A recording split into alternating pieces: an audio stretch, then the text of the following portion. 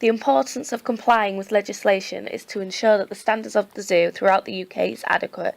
If the standards do not meet the legislative requirement, then the zoo would face charges or even closure.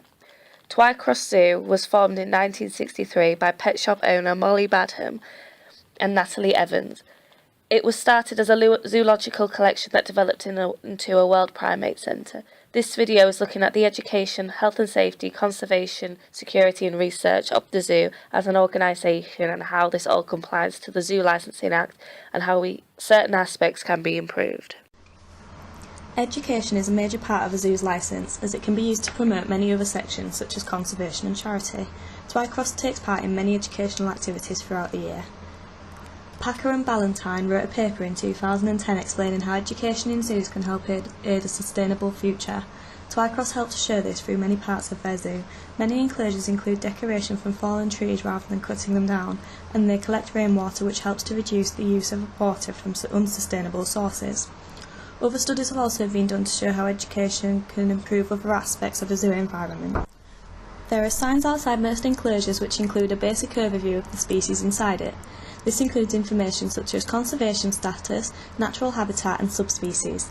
These are bright and colourful and hopefully stand out for people to read. They can be seen by all visitors and allows learning for anybody willing to read them. They also have smaller signs next to the windows of enclosures that state facts about individuals in the groups. This lets the visitors try to distinguish between the different individuals in that enclosure. Twycross's education programme has formal and informal factors which help to educate people of all ages. They visit schools for education talks and often bring small animals that children may not have interactions with otherwise. Schools also visit the zoo and are given talks and workshops by staff, which often includes making enrichment and then watching the animals use it. This is an organisation called Roots and Shoots that helps to fund zoo trips to school, as some children may not be afford it otherwise. Schools will also visit on a regular basis, which often includes workshops and talks from members of staff. This gives the chance for children to ask questions about different animals and learn whilst having a fun day out.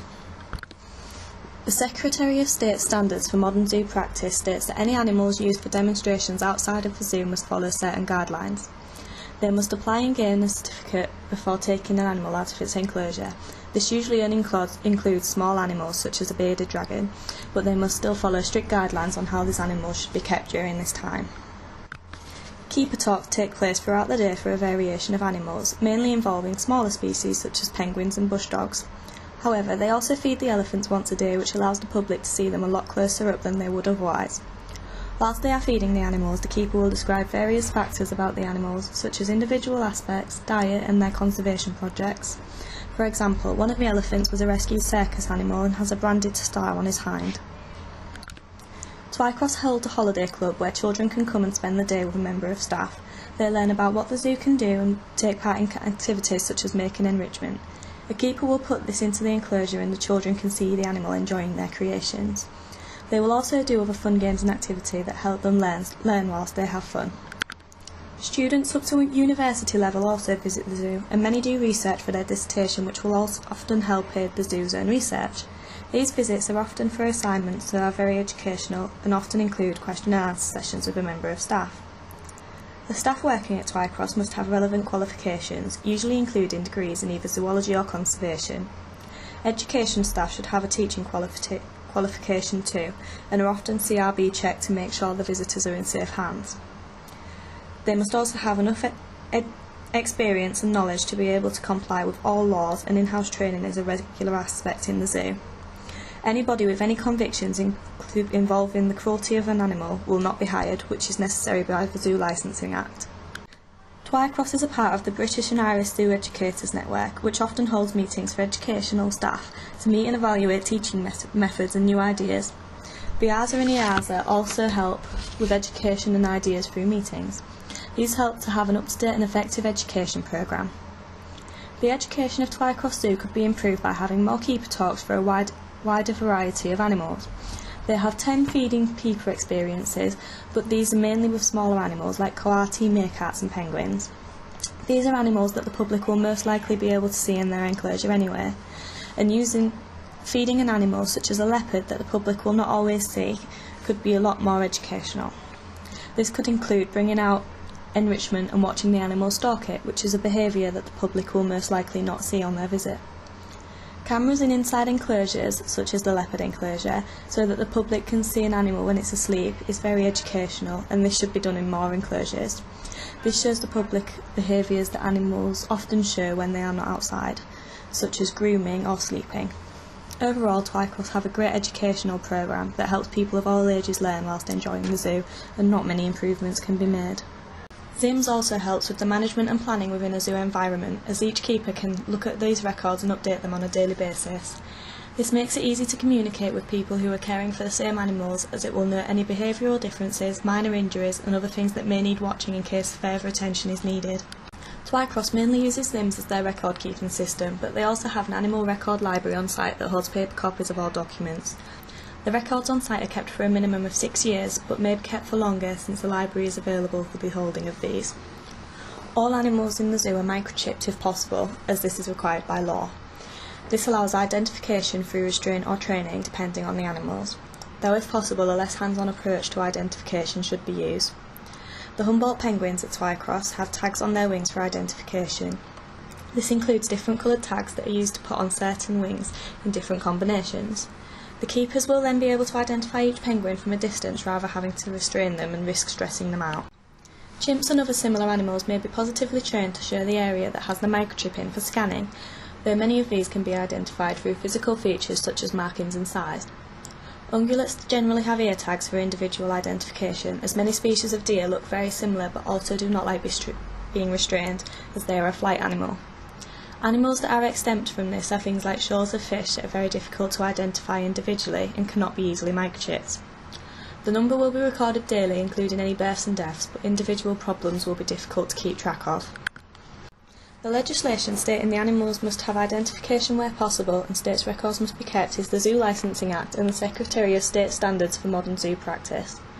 The Zoo Experts Committee Handbook also breaks down the Zoo Licensing Act into the different sections, and all staff working in the zoo should have read this in order to know the legalities of working in the establishment.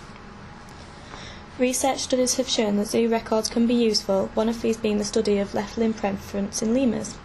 This was done by Hersey in 2011 and involved looking into animal records rather than doing observation. There are not many improvements that can be made on the animal record keeping at Twycross Zoo. ZIMS is a well-kept system that is regularly making improvements.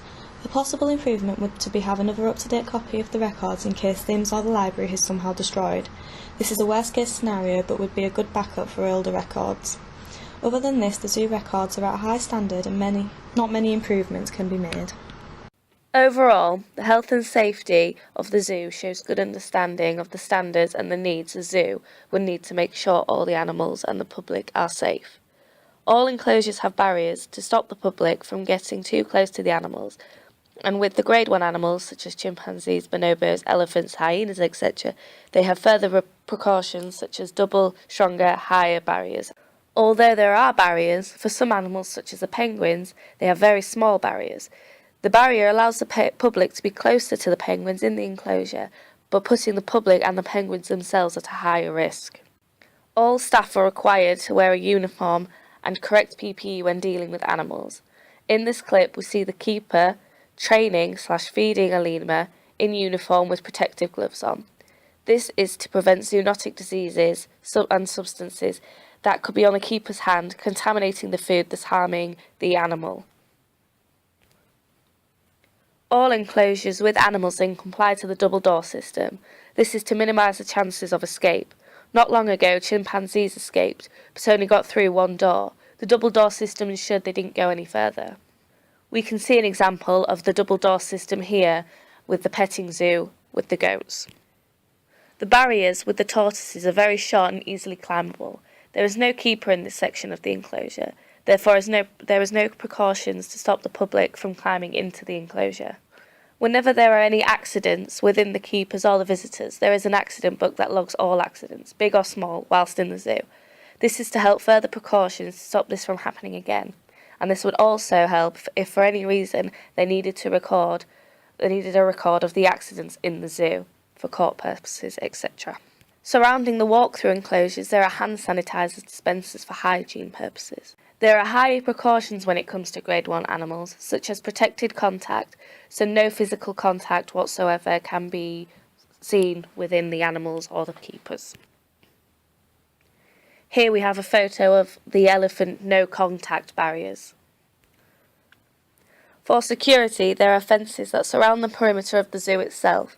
This prevents unwanted people getting into the zoo. The zoo would either have zookeepers or security on site at all times. There is CCTV throughout the zoo itself, such as the entrances and some of the enclosures. This is to make sure that there is extra security for places that may not be in view of keepers or security. Here we see one in the orangutan enclosure.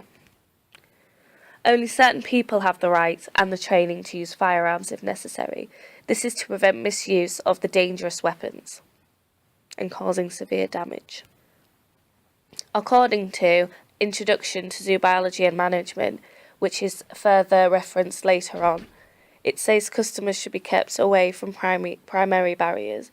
In a lot of enclosures, the public can easily get to the primary barriers, such as here. There are some improvements that could be made to ensure better health and safety precautions, such as taller barriers for numerous enclosures, such as the penguins and the tortoise, to ensure safety for both animals and the public. Another improvement would be to have designated smoking areas to prevent passive smoke throughout the zoo and around the enclosures. But generally, the safety of the staff and the public are well ensured within the zoo, according to the Zoo Licensing Act, where it states, in the period and conditions of licence, precautions to be taken against the escape of animals and steps to be taken in the event of any escaped or unauthorised release. Twycross Zoo has to comply with legislation such as the Zoo Licensing Act. They do this in many different ways. The Zoo Licensing Act states that the zoo has to implement specific things to comply with the legislation. Twycross implements these things by doing many different things, such as research which will benefit conservation, breeding animals to increase their numbers, as well as educating the public to raise awareness about conservation. They fund and support many research groups which help with conservation by learning new things about animals and educating and informing the public and staff. They have many breeding programs at Twycross Zoo, and some are for the most endangered animals to try and increase their numbers. Many of their breeding programs are successful and help increase the numbers of a small population. They have many signs around the zoo about each animal, informing and educating the public about different species. They also have classes during summer and winter, such as summer camp or school groups, which help educate younger children. They raise awareness of conservation by having signs and posters around different enclosures, as well as having keepers giving talks about conservation. Twycross is also part of Bsc, IAZA and WAZA. Being part of these organisations help with conservation efforts worldwide by contributing money, skills, staff and education. Twycross also take part in ex situ and in situ conservation, so they are not only trying to increase numbers and help animals within the zoo, but also in the wild. They have a nature reserve within the zoo, with many ponds which act also as their water filtration system. The nature reserve helps provide a habitat for British and foreign wildlife to come and live and breed. This helps during migration as it gives the animals a place to live whilst migrating. There is also a part of the zoo called Conservation Way, which has the Amur leopard. They also contribute and donate to the Conservation Welfare Fund. There are not many improvements, but they could improve by widening their conservation efforts and including more animals in conservation and breeding plans, and not only those that are in critical danger. They could also try and do more events in the zoo to raise awareness and money for conservation.